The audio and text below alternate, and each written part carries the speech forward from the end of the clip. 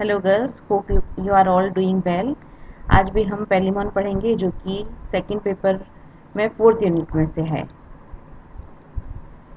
और पेलिमॉन का excretory system यानी उत्सर्जन तंत्र आज हम पढ़ेंगे। उत्सर्जन की जो डेफिनेशन है वो इस तरह से है, जो भी बॉडी में एक्सक्रीटरी वेस्ट उत्सर्जी पदार्थ जो बनते हैं उनका एक्सक्रीशन ज़रूरी होता है, बॉडी में से बाहर उनको निकालना ज़रूरी होता है।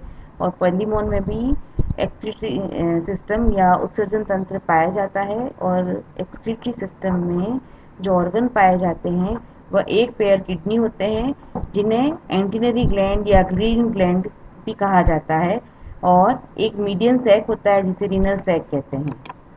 एंटीनरी ग्लैंड प्रेजेंट होती है एंटीना की कॉक्सी पर, और प्रत्येक ग्लैंड छोटी और वाइट होती है कलर में, और तीन पार्ट शो करती है ये ग्लैंड: एंड सैक, लेबिरिंथ और ब्लैडर। एंड सैक छोटा होता है और इसका यह सेंट्रल पार्ट होता है एंटीनरी ग्लैंड का। इसकी वॉल फोल्डेड होती है अंदर की तरफ, और इसमें एपिथेलियम और कनेक्टिव टिश्यू होते हैं। और जो कैविटी होती है एंड सैक की, उसमें एक लार्ज लेक्यूना होता है और ये ओपन होता है लेबिरिंथ में एक पोर के द्वारा। लेबिरिंथ एंड सैक से बड़ा होता है। यह एक मास है ब्रांच एक्सक्रीटरी ट्यूब्यूल्स का, यानी शाखित जो एक्सक्रीटरी ट्यूब्यूल्स हैं उनका एक मास है ये। और यह आपस में कनेक्टिव टिश्यू के द्वारा जुड़े हुए रहते हैं। और लेबिरिंथ ओपन होता है ब्लैडर में और कुछ ओपनिंग्स के द्वारा। और जो वॉल होती है प्रत्येक एक्सक्रीटरी ट्यूब्यूल की, वह एक्सक्रीटरी एपिथेलियम के द्वारा बनी हुई होती है। ब्लैडर प्लेस्ड होता है inner side of the end sac, यानी एंड सैक के अंदर की तरफ पाया जाता है ये। और ये ओपन होता है रीनल सैक में बाय द लेटरल डक्ट, और यह देता है एक्सक्रीटरी डक्ट या यूरेटर इनर साइड की तरफ से। और यह खुलता है बाहर की तरफ एक्सक्रीटरी या renal aperture on the inner side of the coxa of the respective antenna, यानी एंटीना में जो कॉक्सा पाया जाता है उसके इनर साइड की तरफ रीनल अपर्चर के द्वारा यह खुलता है। रीनल सैक जो है वह एक मीडियम लार्ज सैक प्रेजेंट होता है डॉर्सल शील्ड की नीचे की तरफ, और ये कवर करता है पूरे ही कार्डियक स्टमक को। जब डाइजेस्टिव सिस्टम हमने पढ़ा था तब हमने देखा था कि कार्डियक स्टमक पाया जाता है पेलिमॉन में। आगे की तरफ ये कनेक्टेड रहता है ब्लैडर से, और ब्लैडर जो प्रत्येक एंटीनरी ग्लैंड से लेटरल डक्ट के द्वारा जुड़ा हुआ रहता है। जो वर्किंग है, ग्रीन ग्लैंड परफॉर्म करती है एक्सक्रीशन और ऑस्मो रेगुलेशन भी। ऑस्मो रेगुलेशन यानी जो बॉडी में सॉल्ट और वाटर का जो कंसंट्रेशन है वो मेंटेन रहना चाहिए, कांस्टेंट रहना चाहिए, और ये कांस्टेंट रखती है पेलिमॉन में ग्रीन ग्लैंड्स।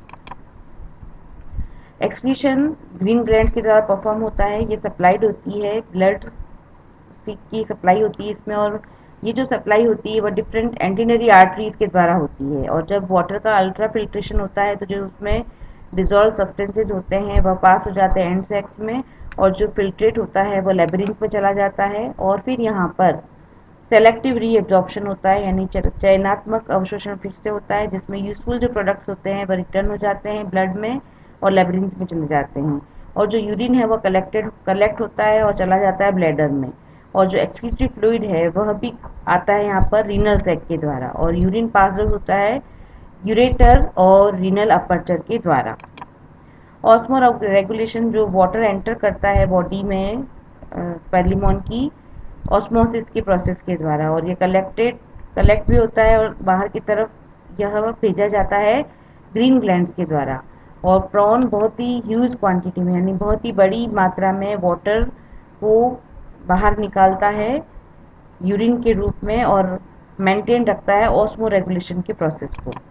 और ये इसका पूरा डायग्राम है, ये एंड सैक, फिर लेबिरिंथ, फिर ब्लैडर, और फिर यूरेटर, फिर रीनल पोर, लेटरल डक्ट, ट्रांसवर्स कनेक्टिव और रीनल सैक।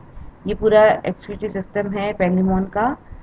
बहुत ही छोटा टॉपिक है, कभी शॉर्ट नोट में आपके ये आ सकता है। और टेस्ट में आप लोगों ने सबने बहुत ही अच्छी परफॉर्मेंस दी है। आप लोग अगर इस तरह से पढ़ते रहोगे तो बहुत अच्छे मार्क्स लेके आओगे एग्ज़ाम में, और बहुत अच्छी तरह से आप लोगों ने परफॉर्म किए हैं क्वेश्चंस। आगे भी मैं टेस्ट दूंगी आपको, कुछ बड़े क्वेश्चंस भी दूंगी इस बार, जिसमें आपको लिखकर पीडीएफ बना के फिर भेजना होगा।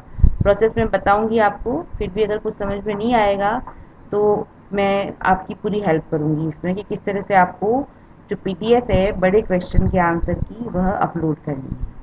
अपना ध्यान रखिए और घर में ही रहिए। Thank you.